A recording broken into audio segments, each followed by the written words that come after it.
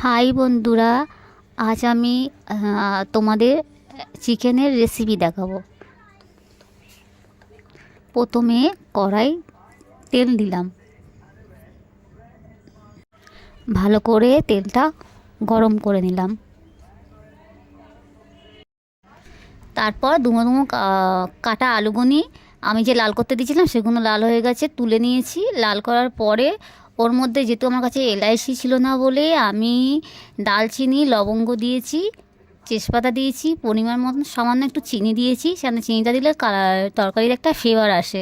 তারপরে আমি ওর মধ্যে কুচানো পেঁয়াজগুনি দিয়ে দিয়েছি,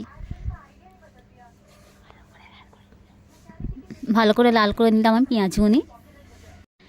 পেঁয়াজটা যেটু লাল হয়ে গেছে, এবার ওর মধ্যে আমি দিলাম টমেটোর, পেঁয়াজ, আদা রসুন বাটা পেস্ট।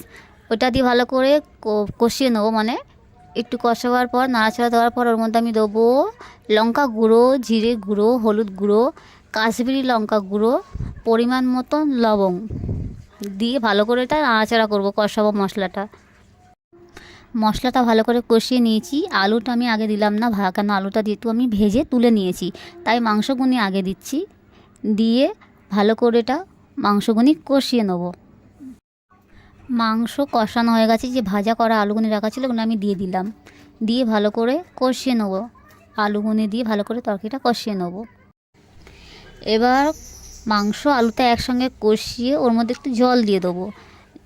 জল দিয়ে ওটা ঢাকনা দিয়ে ঢাকা দিয়ে দেবো, যাতে মাংস আলু একসঙ্গে সবগুনি মানে সিদ্ধ হয়ে যায়।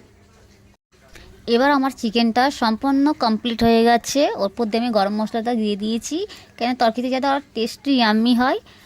এবার তোমাদের ভিডিওটা কেমন লাগলো তো একটা কমেন্ট করে জানিও। যদি ভালো লেগে থাকে তো লাইক, সাবস্ক্রাইব আর সবাইকে শেয়ার করে দিও। ওকে, বাই বাই ফ্রেন্ড।